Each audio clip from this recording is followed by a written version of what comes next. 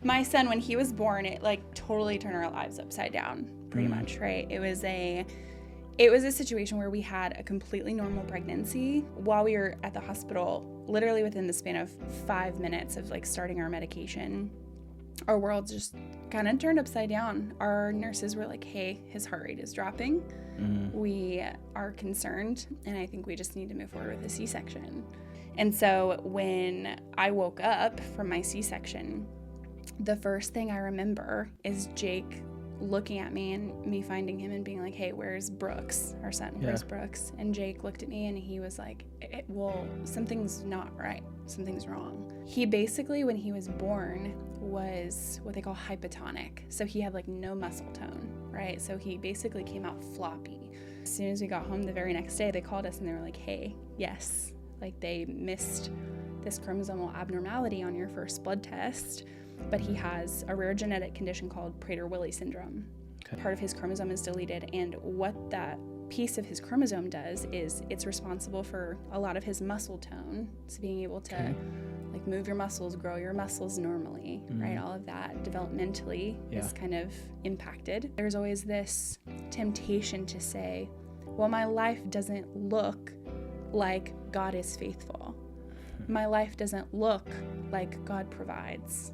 My life doesn't look like God is a healer. But to live in a season where all of those questions are looming, to have Christ come close and to be near and to show himself true anyway, that is the seat where the most depraved season of my life is the most beautiful and the most fruitful.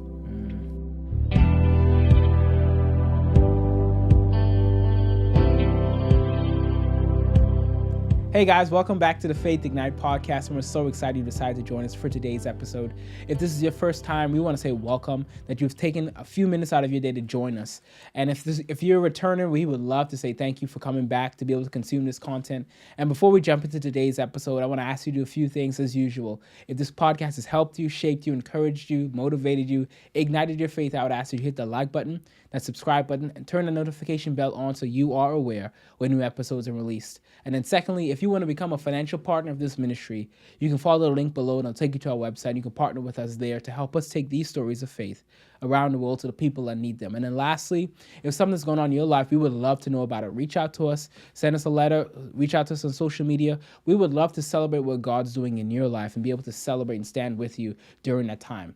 And so now that we have all that out of the way, our guest today is a repeat faith or frequent faith flyer. She's been on the podcast back in 22 when we were in our early stages of beginning this podcast. And she came and she shared her story, but she just happened to be back in town, and she's stopping by today to tell us what God has done in her life. And so without further ado, and she'll introduce herself, let me introduce to someone, remind others of our guest today, Mrs. Taylor McClendon.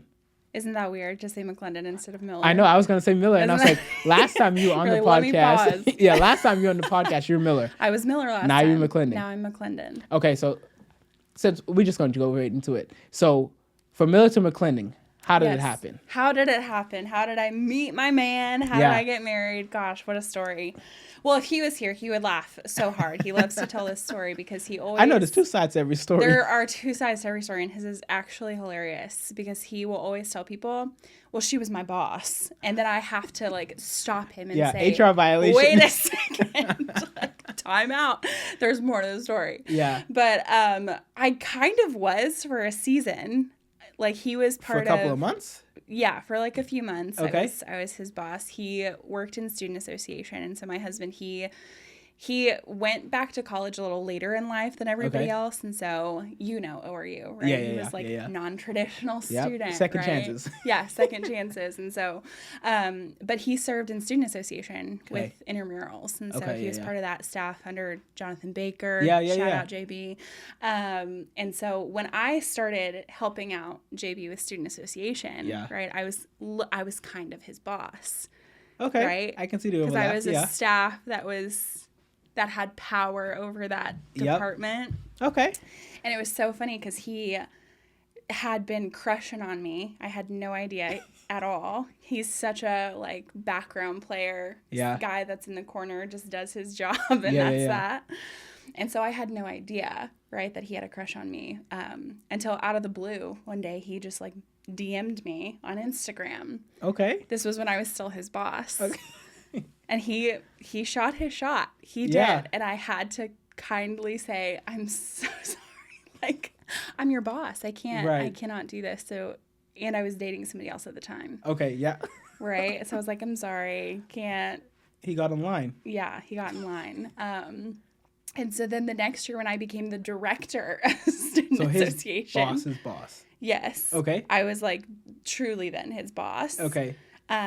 He stuck around like for a semester and then he got another job and was doing all that. And so then about a month after he was no longer my employee, he shot his shot again. And by that point I was like, you know what? Yeah. Like, we might as well go to coffee. Yeah. Right? So we went to coffee and we started getting to know each other a little bit more and the rest is history. Wow. Yeah.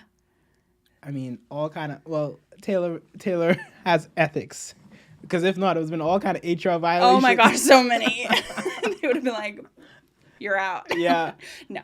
Had to keep the ethics in line. Perfect. Perfect timing, you know, Devon? Oh, yeah. So, since you were on the podcast back in 21, Yes.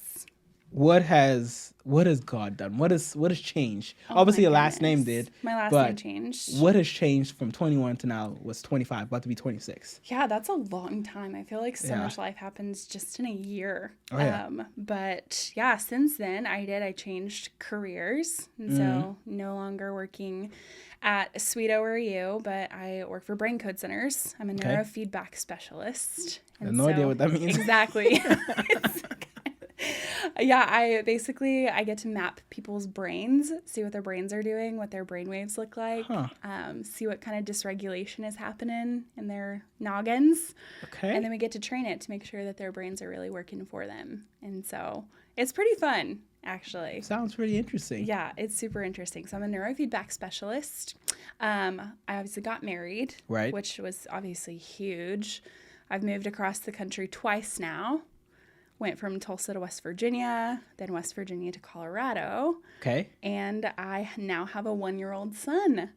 Wow. So yeah, Devon, a lot has happened in the past 4 or 5 years. Wow. Yeah, it's a lot. Man, I remember when Taylor and I worked together at ORU, we would sit on the stage and we'd do our little banter and stuff. Now to see 5 years later, you're in another part of the country and that you have a family of your own. We have a family on this side, and just to see like, wow. I know. Like it felt like time hasn't passed. I know. Yeah, it is kind of weird. But fun fact, do you remember the very first time we were on stage for freshman orientation together? Yes. Doing our bantering gig? Yeah. That was the moment that Jake first saw me and was like... Wait, he was in that incoming class? Yes. He was there, and I thought he was, you know, some people are like, I saw you and I immediately liked you. And you're like, don't lie to me. Yeah. He told me exactly the outfit I was wearing. I was like, oh my gosh, that's kind of creepy. But I mean, hey, it landed him that way. He's a father and he's a husband. So that's all that matters. Yes. Hey, he was faithful. Yeah. So even in the midst of all of that. Yes. So let's talk about, because obviously you have a 1-year-old. I have a 1-year-old. Okay. So I saw a post, I don't know how long you posted it about. A year ago. Yeah, probably a year ago, to be specific. But I saw you made a post about your son, and it was an awareness for... Prader Willi Syndrome. Rare Disease Day. Okay. Tell me what all that, because I have no idea what that is. Yeah. So my son, when he was born, it like totally turned our lives upside down, pretty much, right? It was a situation where we had a completely normal pregnancy. 9 months, we were totally great. All of our doctor's appointments, he's growing on track. He's doing great. Everything looks great. We did like the blood test for me to see if he had any like trisomies or different chromosomal abnormalities, and everything came back totally normal, totally clean. So, a year ago, basically we were in for an induction because he was measuring so big, had no clues that he was coming anytime soon. So we were like, we should probably just go, you know. Yeah. And while we were at the hospital, literally within the span of 5 minutes of like starting our medication, our world just kind of turned upside down. Our nurses were like, hey, his heart rate is dropping. We are concerned, and I think we just need to move forward with a C-section, which obviously is never in the plan. Right. Like, nobody just wants your first baby go in and you're like, right? And Yeah. so we were not expecting that, but it was like so emergent that they had to put me under full-blown anesthesia. It wasn't the like you're awake kind of thing. You were I was gone. Wow. I was under. Jake was totally incapacitated too. He was just kind of hanging out, waiting for us, waiting to see what happened. Like, he couldn't come with us down to surgery. And so when I woke up from my C-section, the first thing I remember is Jake looking at me and me finding him and being like, hey, where's Brooks, our son? Where's Brooks? And Jake looked at me and he was like, well, something's not right. Something's wrong. Wow. And that's not the first thing you want to hear when you wake up from anesthesia, having a baby. And I had them get me out of bed, wheel me down to where he was in the NICU. And I remember looking at him for the first time and just like weeping. I get so emotional telling this story, but he basically, when he was born, was what they call hypotonic. So he had like no muscle tone, right? So he basically came out floppy. Right. His limbs were floppy. You know how babies have like reflexes. They test your reflexes, make sure that everything's okay. He didn't have any of those. And so they were, you know, obviously there's a lot of concern there. Like, hey, why is this happening? We did have a normal pregnancy, so we're not really sure what happened there. Was it something during the C-section that happened, right? Was he like without oxygen too much? Like, did something happen? And so from that day on, they just continued. They ran a lot of tests on him. Right. They did a lot of blood panels. They did CT scans, MRIs. We saw basically every single department in the children's hospital. Yeah. And they could not figure out what was going on. Couldn't figure out why he was struggling with his muscle tone. But with his low muscle tone, right, he couldn't eat on his own. And so had to have like an NG tube, which I imagine that feels so uncomfortable, right?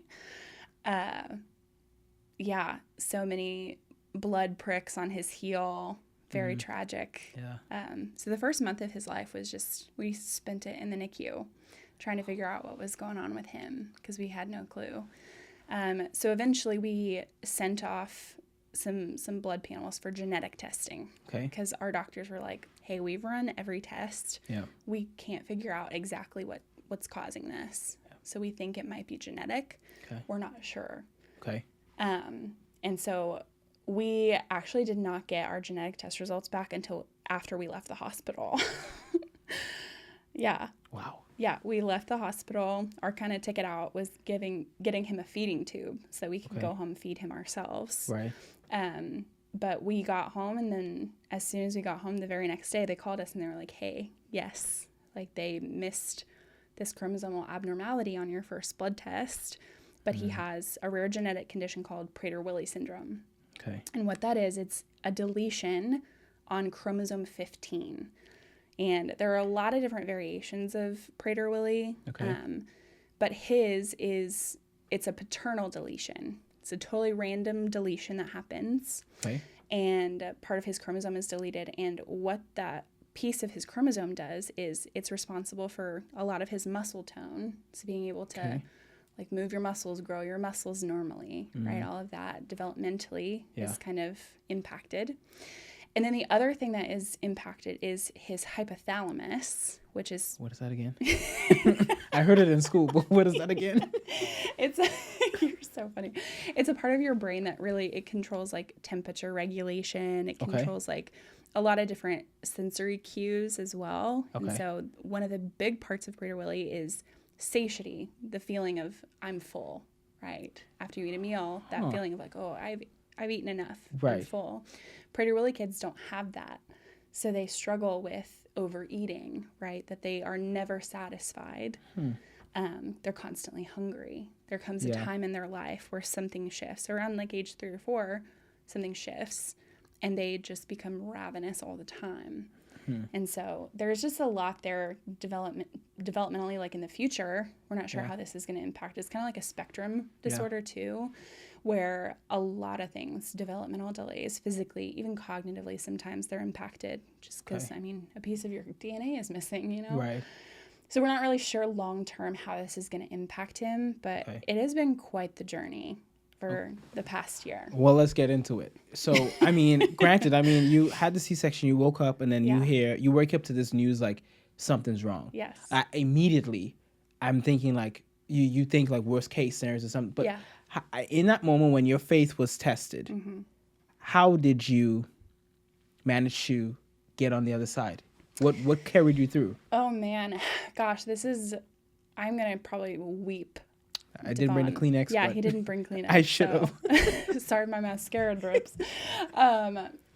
I think that is an ongoing question, an ongoing development, because I feel like we're not even on the other side of anything for Brooks. And in this journey, I think that this has totally tested my theology of healing and suffering, I think, right? Like what do those two things mean? And what happens when you pray for something and God doesn't show up in the way that you expect, right? Especially with healing, physical healing.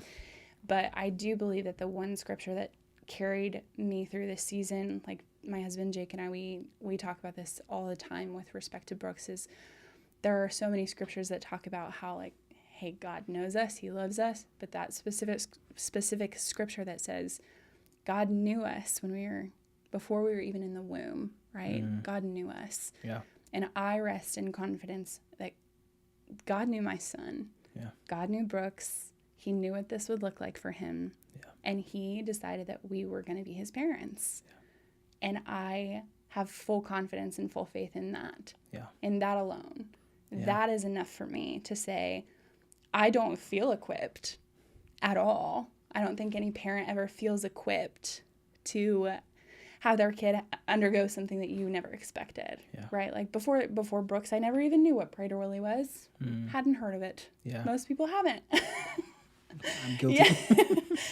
And so the question of like, how am I supposed to do this? Yeah. It's a spectrum disorder too, so we don't even know what this can look like, right? There's no textbook on how to raise a kid with Prader Willi. Yeah. We're not sure. Yeah.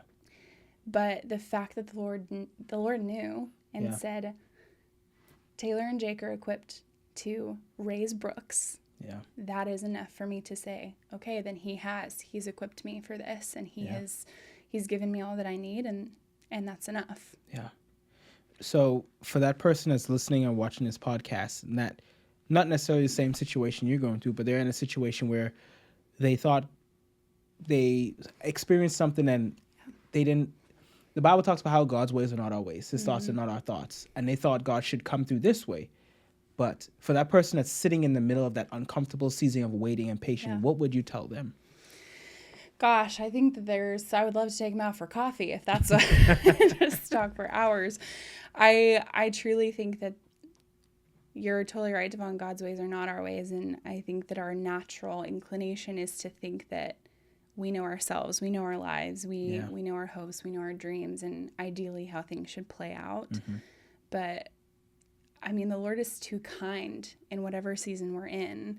He's too kind to let us down. Yeah. Right. And I think that, again, like, what is the theology of suffering?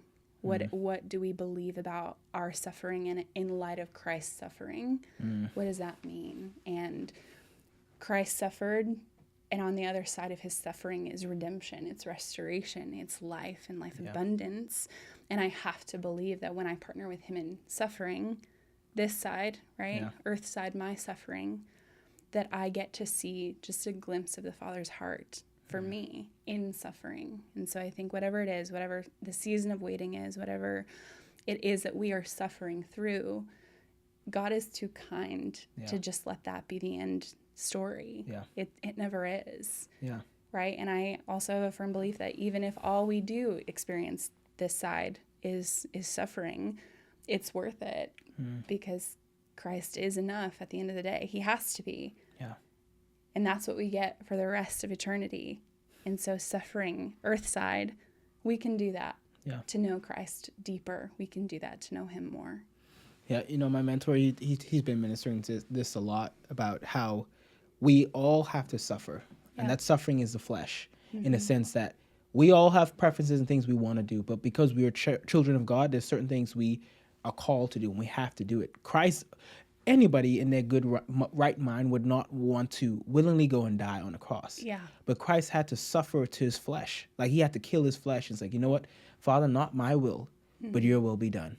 Like, he had many opportunities. Like, you know, if this cup could pass from me, Yeah. let it do so. But not my will, your will be done. He volunteered himself. Like, I prepare me a body, I will go down. Yeah. He volunteered himself. And like, I think about him, like, when we get a little uncomfortable in our situation, and our life doesn't seem the way it should be, we get a little pouty or we get a little moody. Yeah. But Christ told us that we, like, because he did the same, that we're going to be the same. We're going to follow in his footsteps. Yeah. There's going to be suffering this side of the earth. Yeah. But then how do we respond to that? Yeah. It is always going to be all about, like, how do I respond to suffering? How do I respond to the fact that you said you get pouty and like throw a tantrum?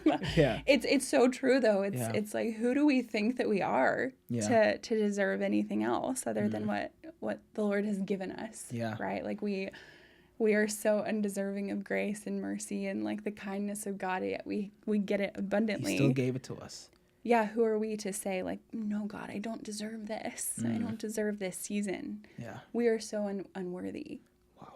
You know, I think about the thing about the verse where it talks about how that you let patience have its perfect work. That when it's done, you will not be lacking anything. Yeah. And in seasons of this where you're going through this testing, like, your faith is being tested. Like, what is it that you truly believe? Like, the Bible talks about that your testing of your faith, which is let me make sure I get it right now. There's a lot in there. Yeah.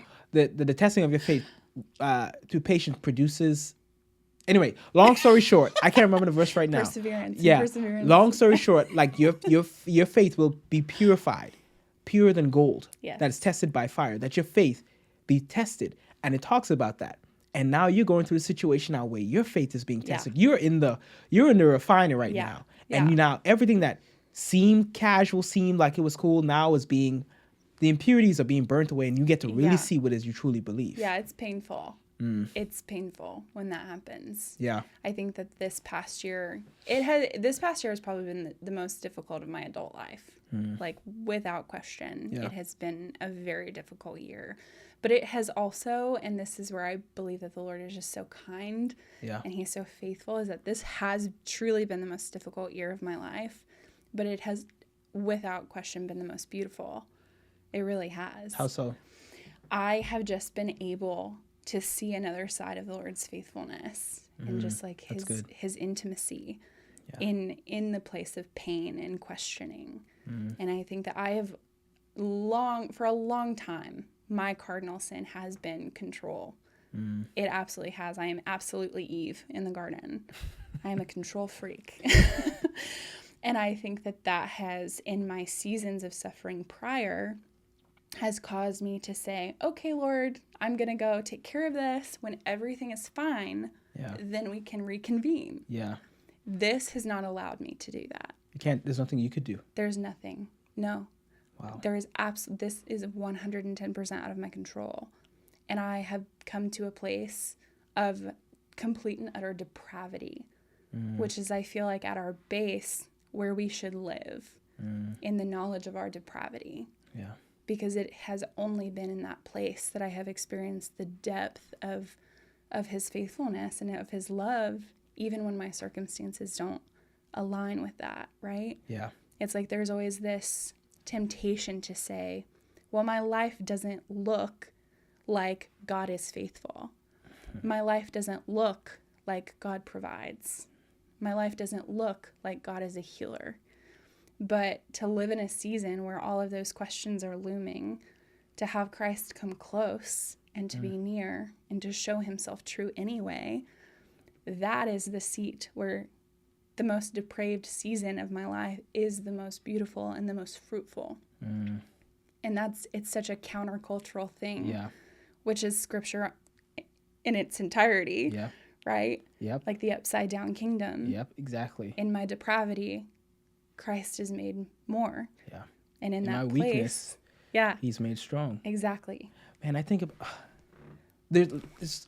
I mean, literally, there's nothing you can do. No. And in the weakness of God, there's nothing I can do for my son. I need you to come through. Yeah. And he's come through in ways where it's different. Like, he's shown himself as healer. Yeah. He's shown himself as provider. I mean, I could only imagine, like, the tests, all the bills. Like, I could only imagine. But he has shown himself faithful in a situation where at this point, all you can do is trust him. Yeah. Yeah. And it's, like I said, very difficult for a person naturally just very controlling to be in that You got to place. die to your flesh. Yes, exactly. Die to my flesh. And my husband, God bless him, he is the most like patient. And I need a patient man. He is the most patient, kind, like steadfast, consistent human being. And I just remember so many times when we were in the hospital, because Brooks was in the NICU for about a month. And we weren't able to stay in that room with him. So we had to get a hotel and like go back and forth. And it's awful to like leave your kid, right? Yeah. And we had to do that every night. And I remember almost every night we would go back to our hotel and I would just sob. I would bawl and he would sit with me and he would pray with me and he would like bring out scripture and he would just speak stuff over me and over my son. And I feel like without my husband, I would have totally lost my mind because temptation is so real. Yeah. And Satan was absolutely in my ear trying to convince me that the Lord was not kind to me. So talk to us about that. Yeah. Now you're going through a situation where this is what the facts are showing, but like you talked, in those moments where there's crisis, you always hear two voices, Satan and God's. Yes. And so how were you able to make sure that you were following the right voice? Because at this point you're in crisis, all these things are happening and you have your husband that help you, encourage you, but like, how were you able to get through? How was it that your relationship with God didn't waver, didn't destroy? People go through things and like, they're like, you know what, this thing don't work. I'm done with God. Yeah. Yeah. And I've been on the cusp of that many times in my life. So I understand that. I think that this was a season where I really, like I said, I had an understanding that I was depraved. I had absolutely nothing to give. I had nothing to offer. And so my options were to either listen to the voice of the enemy that tells me, hey, give up, be moody, be angry, be upset, just muster through and do it on your own. Yeah. I could listen to that voice and take back control, or I could listen to a voice that said, I've won the day. This is already taken care of. I've known about this from the beginning. I know what the end is. Yeah. And that our story never ends. It will never end with death. Yeah. It will never end in that way. Yeah. And that's the thing that I had to talk myself up all the time. Yeah. And I had to consistently go back to, my phrase this past year has just been, the Lord is kind. He's kind. And I don't think we talk about his kindness enough. Yeah. Right? We talk so much about his sovereignty and his lordship. And I want those things. I need those things. I need to know those things. But when you are in suffering and when you are in the midst of like total turmoil and chaos and your heart being broken, you need a God that is kind, that will come near and sit with you and love you and weep with you and partner with you in your suffering, because you're with him in his suffering, right? That's what I needed, is the kindness of God. And you will never get kindness from Satan. Nope.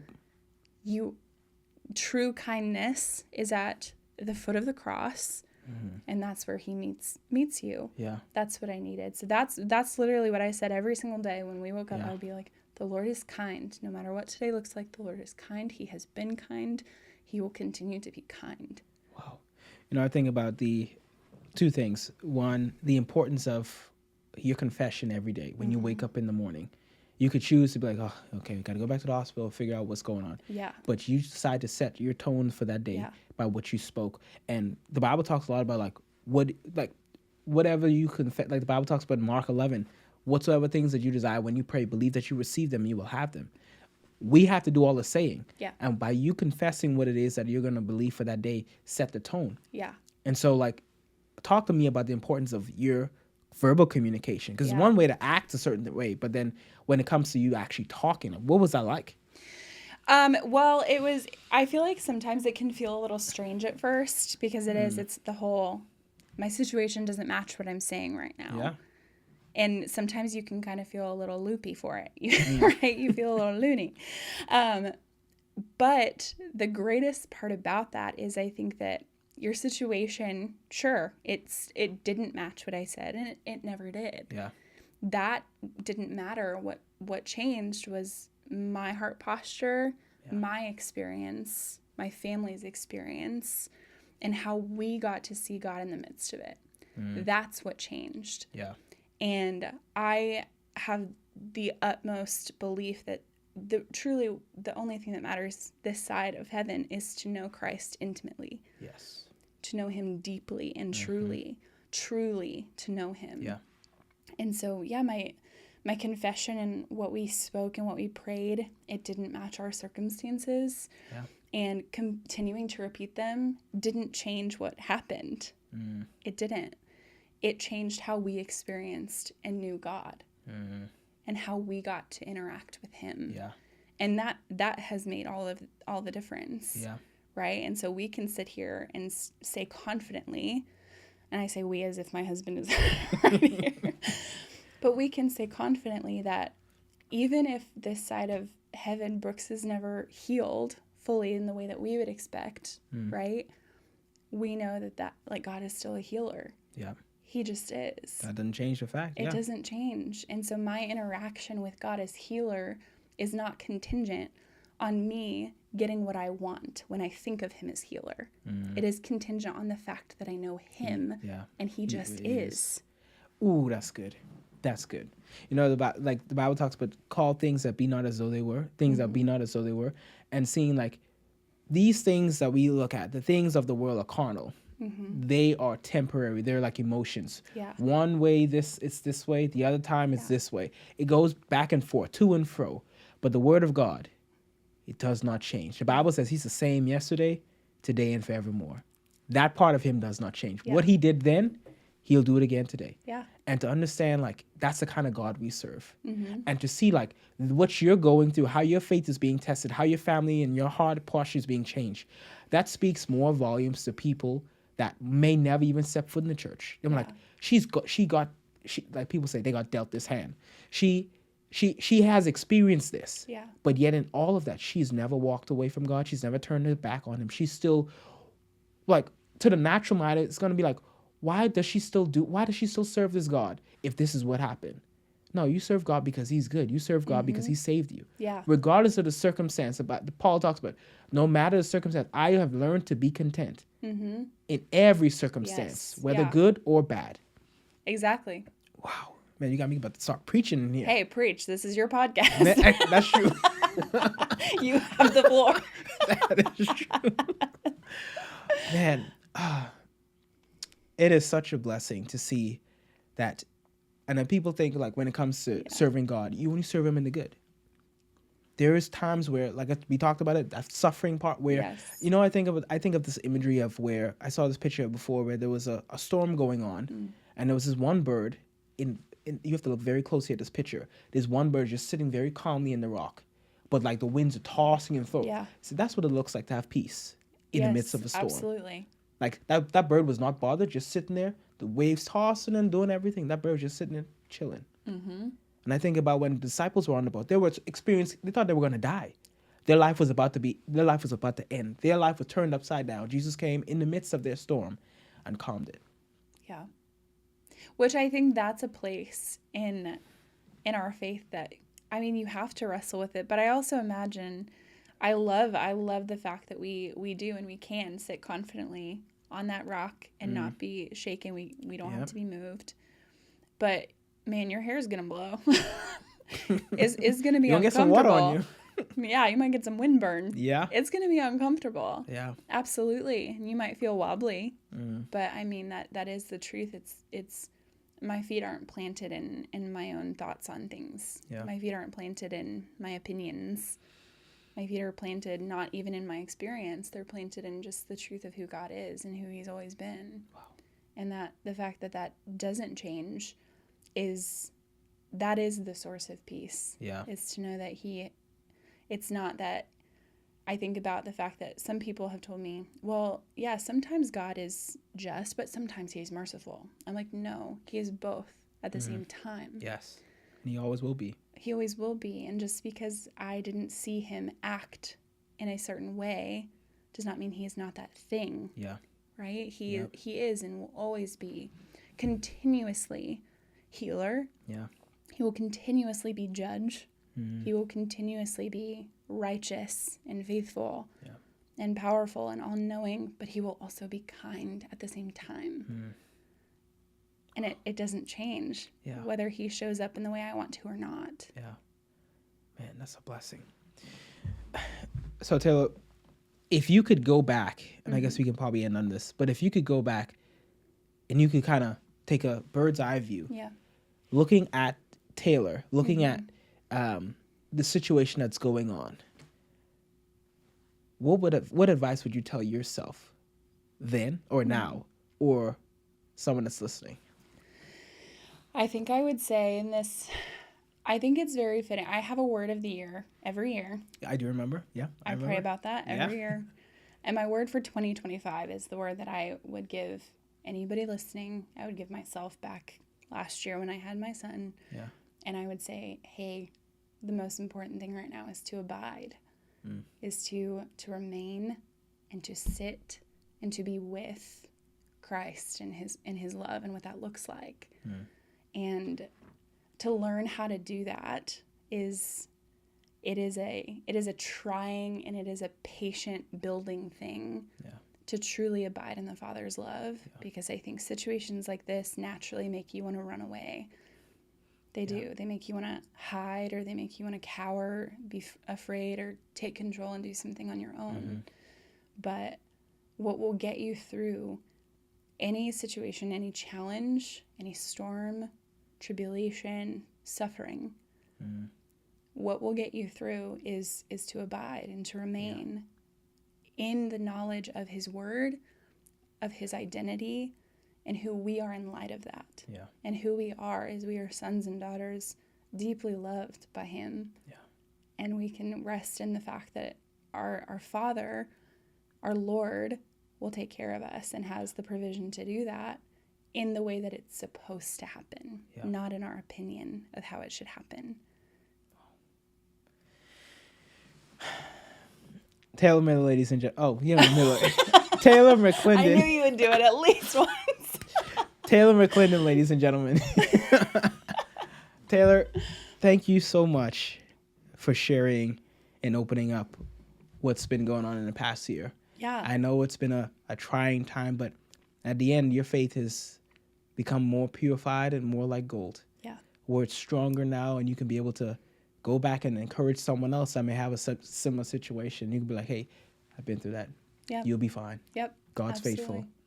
Wow. Thank you so much for sharing your story. Well, thanks for having me, Devon. Always great to catch up. Oh, absolutely. Well, ladies and gentlemen, we're going to have to sign off for today's episode. But before we do, like I said in the beginning, hey, if this podcast has helped you, shaped you, encouraged you, motivated you, ignited your faith, hey, I would ask that you hit the like button, hit that subscribe button, turn that notification bell on so you are aware when new episodes are released. And if you want to become a financial partner of this ministry, follow the link below. It'll take you to our website, and you can partner with us there. And then lastly, if something's going on in your life, you have a story, you have something that you're experiencing, hey, we would love to know about it, celebrate with you, pray with you, stand with you in this time of need. So you can reach out to us on social media, send us an email, write us, however you want to do it. But we would love to know what's going on in your life. Okay, and so we're going to sign off for today. But this has been Faith Ignite. We'll see you guys next time.